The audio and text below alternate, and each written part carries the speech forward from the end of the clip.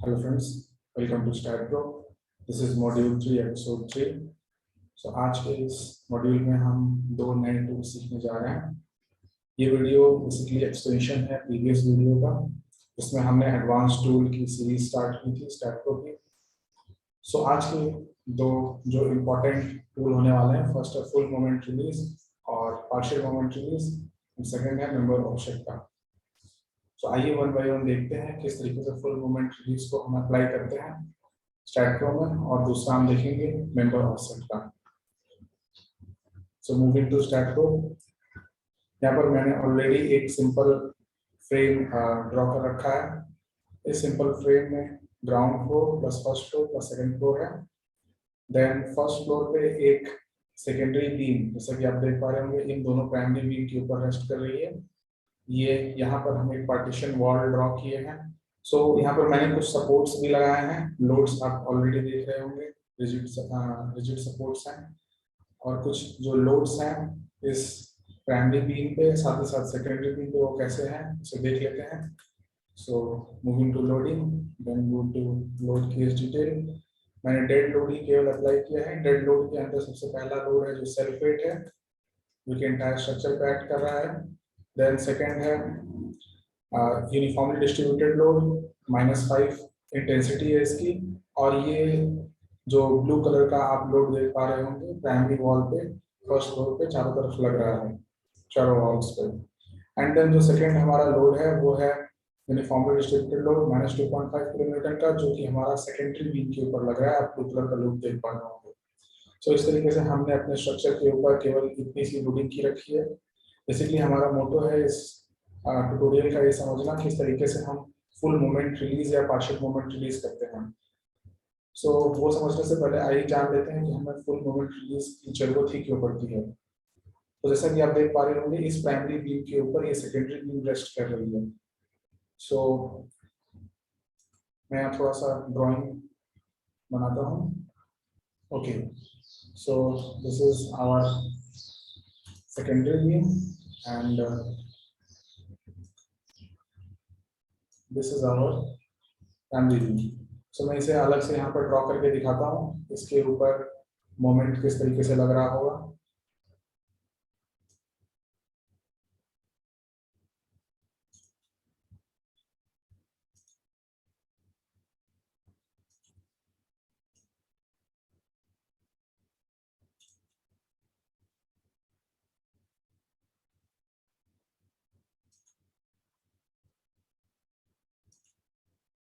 Okay, जो आप यहाँ पर बीम देख पा रहे हैं ये इनटू द प्लेन है, और ये प्राइमरी बीम है, हम फ्रंट व्यू से देख रहे हैं। और ये जो रेड वाली बीम है ये सेकेंडरी बीम है, जो कि इससे ज्वाइंट है इस पर्टिकुलर नोड पे। सो इसका डिफ्लेक्शन कैसा हो रहा होगा इस यूनिफॉर्मली डिस्ट्रीब्यूटेड लोड लगने के बाद, तो कुछ ऐसा होगा।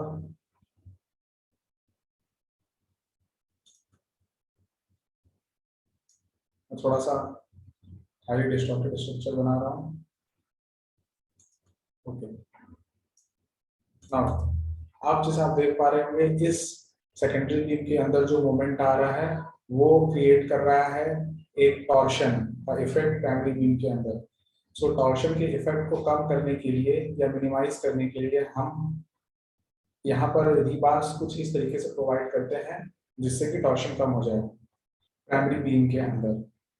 सो यहाँ पर हमें दो केस देखना है। पहला, ये एज्यूम करेंगे टॉर्शन 0 है। दूसरा, ये एज्यूम करेंगे टॉर्शन मिनिमम है। साथ ही साथ ये पीछे वाले जो प्राइमरी बीम है इससे भी एप्लीकेबल होगा। तो बेसिकली अब हम आपको दिखाते हैं कि इस तरीके से इस नोड पे और इस नोड पे हम मोमेंट को रिलीज करते हैं। तो सबसे पहले सारी ड्राइंग्स क्लियर कर लेता हूँ। ओके, सो मोमेंट को रिलीज करने के लिए हम जाएंगे स्पेसिफिकेशंस में। देन उस बीम को सिलेक्ट कीजिए जिसका स्टार्टिंग और एंड पॉइंट पे मोमेंट रिलीज करना है। सो मैं इस सेकेंडरी बीम को सिलेक्ट कर लेता हूँ। Then go to beam. Beam में हमारा यहाँ रिलीज का ऑप्शन है, मोमेंट रिलीज का location starting.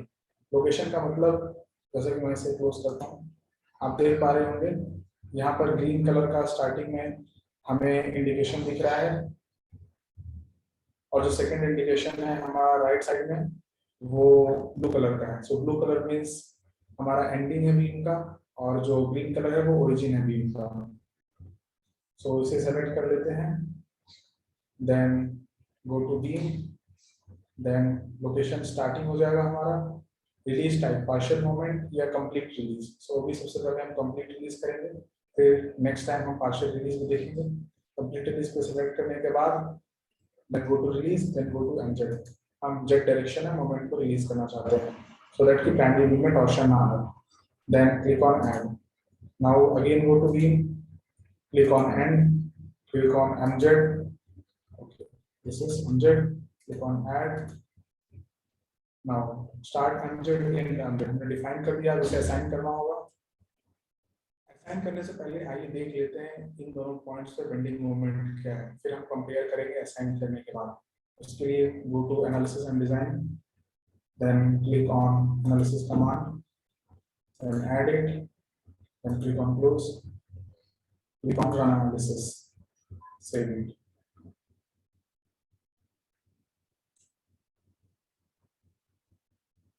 Okay, there are 0 errors, 7 warning, the console. Then go to post processing mode, click on done, click on OK। अब हमें इसका बेंडिंग मोमेंट डायग्राम देखना है, इसके लिए हम जाएंगे रिजल्ट्स में, मैक्सिमाइज करते हैं इसे। नाउ आप जैसा यहाँ देख पा रहे हो, ये पर्टिकुलर लोकेशन जहाँ पे मेरा माउस कर्सर है, मैं इसे लोकेट कर देता हूँ।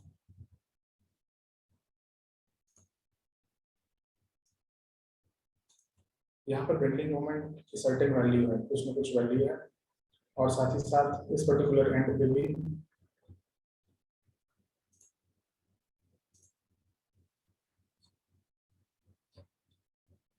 इस पर्टिकुलर एंड पे भी हमारे बेंडिंग मोमेंट की सर्टेन वैल्यू है। आइए देखते हैं बेंडिंग मोमेंट रिलीज करने के बाद ये बीएमडी कैसा होता है। So first of all clear on the drawings, now again go to analytical modelling, go to loadings, go to specifications, and अब हमें स्टार्ट एमजेड एंड एमजेड को इस पे असाइन करना है। इस पर्टिकुलर बीम पे सेलेक्ट कर लेते हैं, then click on start MZ, assign to selected beams, click on assign, click on yes, then select in the mz, click on assign to selected beams, click on assign, click on yes। तो now आप देख पा रहे होंगे, आप हमारे पास यहाँ पे एक सर्टेन इंडिकेशन है एक रिंग टाइप स्ट्रक्चर का। इससे हमें पता चलता है कि इन दोनों नोड्स पे हमारा मूवमेंट रिलीज हो चुका है। आइए अगेन बीएमडी हम देखते हैं, उसके लिए सबसे पहले इसका एनालिसिस करेंगे। So click on analysis command, add it, close, again go to run analysis, save it.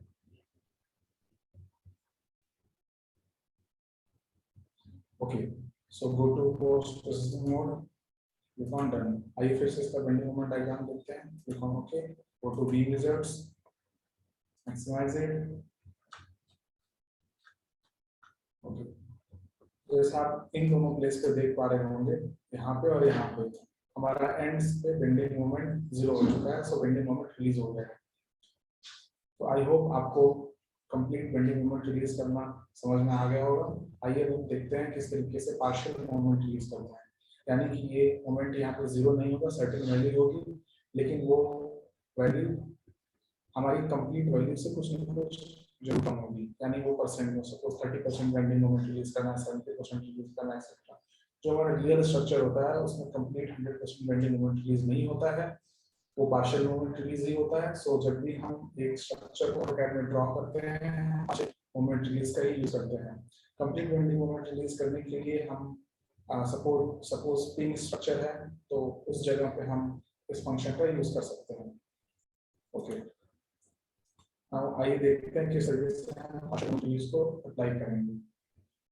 Go to analytical modelling, सबसे पहले इसे रिमूव कर लेते हैं। उसके लिए again go to specifications, select, delete, okay, then again select, delete, okay। Now, so first of all go to beam and then यहाँ पे हमें पार्शियल मोमेंट रिलीज करना है, तो पार्शियल सेलेक्ट कर लेंगे, लोकेशन स्टार्टिंग, देन यहाँ से पार्शियल मोमेंट रिलीज के अंडर में जिस भी डायरेक्शन आपको मोमेंट रिलीज करना है वो चेक कर लीजिए। सो हमें डायरेक्शन में करना है 0 फॉर फुल मूवमेंट रिलीज, यानी 0 पुट करते हैं तो 100% मूवमेंट हमारा एक्ट होगा, अप्लाई होगा। करेंगे तो हमारा कंप्लीटली मूवमेंट रिलीज हो जाएगा। सपोज हमें 50% मूवमेंट रिलीज करना है या 40% करना है तो मैं 0.4 पुट कर देता हूँ। Then click on add, again select beam, then click on end, select partial moment release, click on MPZ, click on 0.4, then click on add. Now अब हमें इसे assign करना होगा। सबसे पहले beam select कर लीजिए, then select this start, then assign to selected beams, click on assign, click on yes, again end, click on assign to selected beams, click on assign, click on yes. So now तब symbol देख पा रहे होंगे, ये हमारे पास कुछ ring type का एक इंडिकेशन है, ये रिप्रेजेंट कर रहा है कि यहाँ पे मूवमेंट रिलीज हुआ है। तो आइए अगेन इसका बेंडिंग मोमेंट डायग्राम चेक करते हैं, देखते हैं कैसा है। उसके लिए go to analysis, click on analysis command, then click on act, click on close, then run analysis, save it. Okay, so there are 0 errors. Go to post processing mode. यहाँ पर सर्टेन वार्निंग्स हैं, इस warnings को हम for time being ignore करते हैं। Click on done.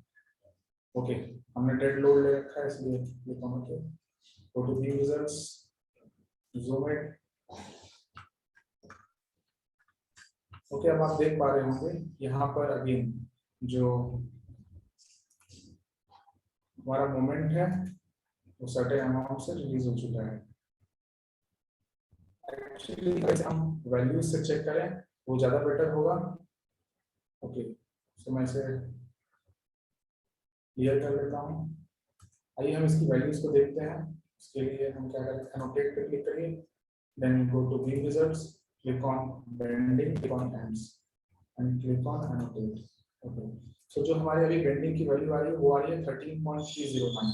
Again हम अपने नोट्स पे जो भी मोमेंट रिलीज है उसको रिमूव करते हैं और देखते हैं कितनी हमारी वैल्यू आती है। सो मैं इसे नोट डाउन कर लेता हूँ।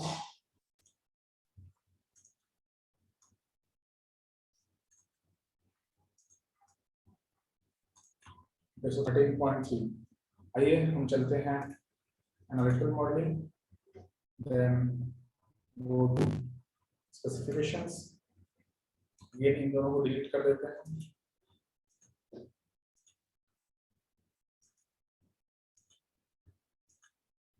Okay, again go to analysis and design, click on analysis command, add,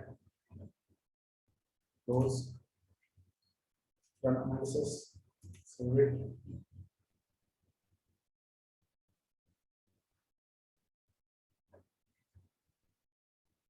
okay, go to post processing, done. Okay, now आइए चेक करते हैं व्यू रिजल्ट्स। मैं जूम कर देता हूँ। Go to annotate, click on view results, click on ends and click on annotate. Okay, सो आइए check करते हैं। लास्ट टाइम हमारा 13.3 था, इस टाइम क्या है। जैसे देख पा रहे होंगे 15.799 है। सो इस तरीके से हमने अपने बेंडिंग मोमेंट को सर्टेन फैक्टर से रिड्यूस किया था। आई होप आपको पार्शियल मोमेंट रिलीज का कॉन्सेप्ट भी अच्छे से समझ में आ गया होगा। Now clear it, again go to analytical modelling. अब जो नेक्स्ट हमारा टूल होने वाला है वो है मेंबर ऑफसेट का। आइए देखते हैं इसका क्या फंक्शन है और इसे हम कैसे अप्लाई करते हैं स्टैट प्रो में।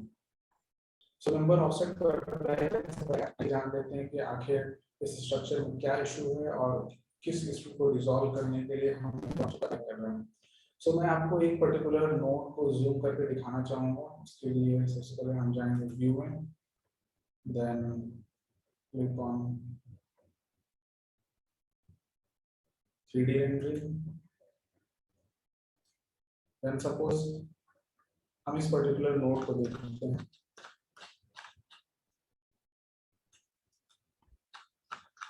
जैसे आप इस नोड को देख पा रहे होंगे, इन तीनों बीम के जंक्शंस पे हमारा जो ओवरलैपिंग है वो सही तरीके से नहीं हुआ है इन बीम्स का। ऐसा इसलिए होता है क्योंकि जो बीम्स हमारी स्टैटप्रो में ज्वाइन होती हैं वो सेंटर टू सेंटर लाइन पे ज्वाइन होती है। इसका क्या मतलब हुआ? सो आइए मैं आपको ड्रॉ करके बताऊँ। जैसे इस कॉलम का जो सेंटर लाइन है वो कुछ इस तरीके से पास कर रहा है, इस कॉलम का जो सेंटर लाइन है या बीम का सेंटर लाइन कुछ इस तरीके से जाएगा, और इस बीम का जो सेंटर लाइन है कुछ इस तरीके से जाएगा। सो हम सबसे पहले स्टैटप्रो में थिकनेस या विड्थ और डेप्थ प्रोवाइड करने से पहले हमारा जो स्ट्रक्चर होता है वो कंप्लीटली लाइन होता है। जो हमारी बीम होती है स्टैटप्रो लाइन एज्यूम करता है और कुछ इस तरीके से नोड्स को ज्वाइन करता है। लेकिन थिकनेस प्रोवाइड करने के बाद यहाँ पर इस पर्टिकुलर पॉइंट पे हमारा स्पेस वैकेंट रह जाता है। ये पर्टिकुलर स्पेस जो आप देख रहे हैं यहाँ पे,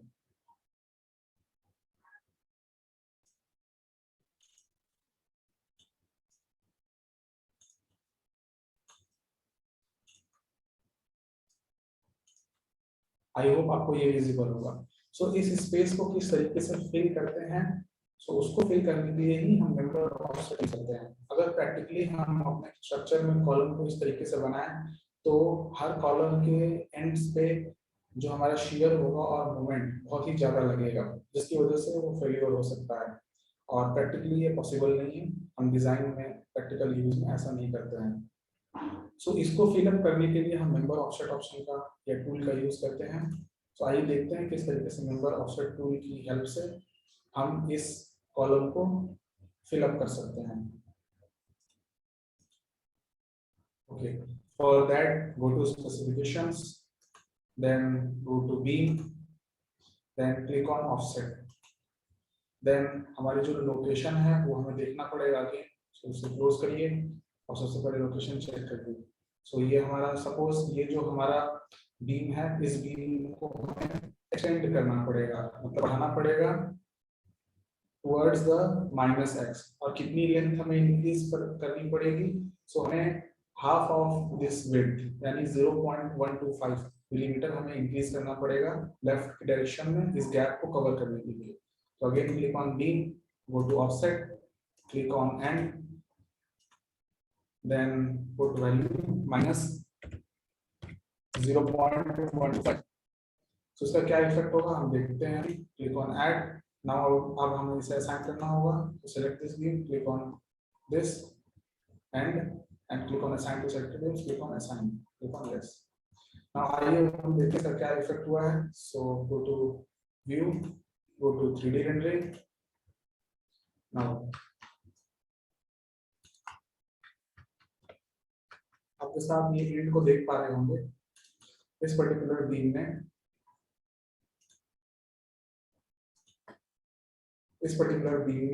ये गैप को कवर कर लिया गया है। आई होप आपको ये पॉइंट समझ में आ गया होगा। सो इस तरीके से हम मेंबर ऑफसेट का यूज करते हैं। मेंबर ऑफसेट का यूज हमें हर जॉइंट्स के ऊपर करना पड़ता है। जैसे इस पर्टिकुलर पॉइंट पे ऑलरेडी मेंबर ऑफसेट है, मुझे नहीं है, और इस जॉइंट पे भी हमें मेंबर ऑफसेट की रिक्वायरमेंट है। सो हम इन तीनों में से किसी एक बीम को एक्सटेंड कर देंगे towards the direction opposite to it to fill the gap. So I hope आपको मेंबर ऑफसेट का भी कॉन्सेप्ट समझ में आ गया होगा। सो इस तरीके से हमने अपने आज का मॉड्यूल को कंप्लीट किया। If you like the video please hit the like button. Thank you very much.